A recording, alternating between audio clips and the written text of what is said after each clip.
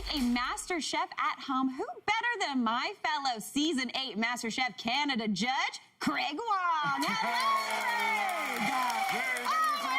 The best ever. Y'all, we had way too much fun on that set. Listen, a new season of MasterChef Canada kicks off with a special premiere tonight. Are we excited? Yes. I know we definitely are. Now, Craig, what is it that makes you special as a judge? You know, I think it's about understanding what is actually going on with the dish. Yeah. And it's more about understanding the foundation and like taking that commitment and really delving into it and into the mindset of a master chef. It's true. You are like, you have such amazing training. Your restaurants are all so delicious.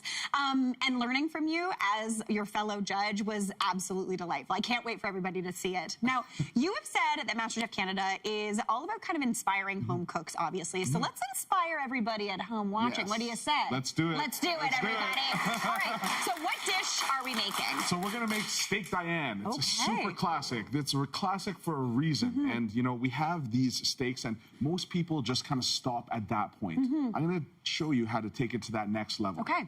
Really easy. I love that. What are we doing? So first we're going to start off with a little bit of salt. Okay, beautiful. On our steaks, and you want to make sure that you cover it like a nice amount of salt on there. This is the thing. I feel like seasoning meat in general, when you're using a thick cut, like a tenderloin, something that's really, really tall, you have to think about the fact that when you're cutting into it, you're not getting a ton of the outside. Absolutely. You're mainly getting that internal part. It's just the surface area, so you want to get it a little bit more seasoned than you traditionally would. Totally. And then we're going to add a little bit of oil.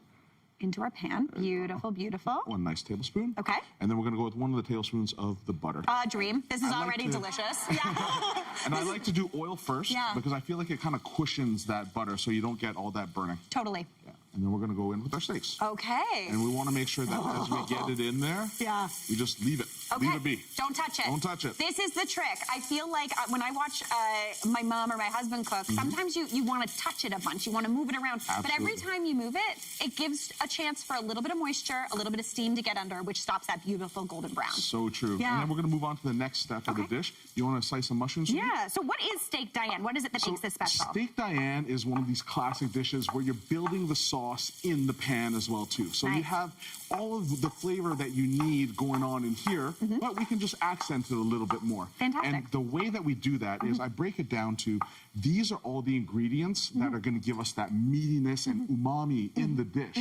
And then on this plate over here, you have your accents. Okay. So think of this like the foundation, and then you have your accents. So foundation, you're building that meaty flavors. You got the mushroom, umami, you got some shallots, you got some garlic, and say you're to have a bit of like fresh thyme. Yeah. You know, say you're to incorporate some more of those ingredients. But with these ones, this is going to be our mustard, our Worcestershire sauce. Say you wanted to go a little bit Asian, a little soy sauce, a bit of mirin. Yeah. You know, like these are all flavor ingredients that you can add on. And then this liquid is just at the end, whether it be stock, whether it be milk, whether it be cream, and it just kind of hangs out there and just makes sure that all the ingredients are getting along together like this big party in a pan. So in here we have shallots, we have garlic, we have mushrooms. It's all those classic ingredients. It's just making everything in here smell fantastic. And so this is what I mean when I'm saying that we built the foundation. Now it's time to have a bit of fun. Okay. So it's time to put in some of those accent ingredients that are just going to take this dish to that next level. Okay, perfect. So first off, I'm going to start off with a bit of mustard. Okay. Do you typically use a smooth mustard for this? Do you like a grainy? What's your mustard of choice? Whatever's in the fridge. Whatever's in the fridge. I've even used Ballpark in the past as well too. But that's the whole idea. Like what we're doing right now is you can ball out. You can ball out on a budget. Yeah. However you want to do it. Totally. And just use the ingredients that you already have in your fridge as well too. Fantastic. So I love then I have it. Worcestershire sauce as well. Which gives that kind of je ne sais quoi. You know, you put it in, and it's not just for your Caesars, everybody. Yeah. And then we have a little bit of alcohol. And what's really cool is that alcohol brings the flavors to different areas of your palate that it normally wouldn't reach. Totally. So you're going to add a little bit of that in there. And then we're going to give a little flame. Yeah!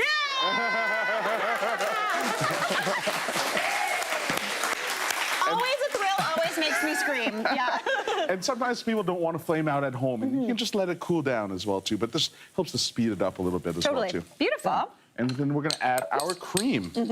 And the cream is there to just mellow all of these ingredients together, and it's just gonna make everybody play nice. And so it's gonna take that mustard, that Worcestershire sauce, and it's gonna deglaze all at the same time. I like how much cream we've used in this episode of this television show today. But it's true, it cooks up and it thickens up so beautifully and so quickly. It looks absolutely stunning. So how do we serve this up? And I don't waste anything. All these resting juices, so, you know, you rest your steak, you have all these beautiful juices at the bottom. That goes right in as well, too. Nice. Yeah, that's the ticket. There we go. Yeah. So we're maximum flavor in this dish. I love that. All right, so then we put our steaks back inside, and these are just already cooked, and they're cooked like 90% of the way, so we're just gonna finish it off in the sauce as well, Beautiful. too. I love that you finish it in the sauce. It's one pot. Yeah. It's a one-pot meal. That is fantastic. Simplicity. They're classics for a reason. 100%. Yeah. Whoever Diane was, thank you very much for your steak. We love it so much. This is beautiful. Now, I love this. Yeah. We're serving it up with rice. This is how I eat it at home. I love that. Yeah. I feel like my knee jerk, I mean, I love a potato, so I'd be like, okay, but I was like, the rice gives you that, a little bit of texture.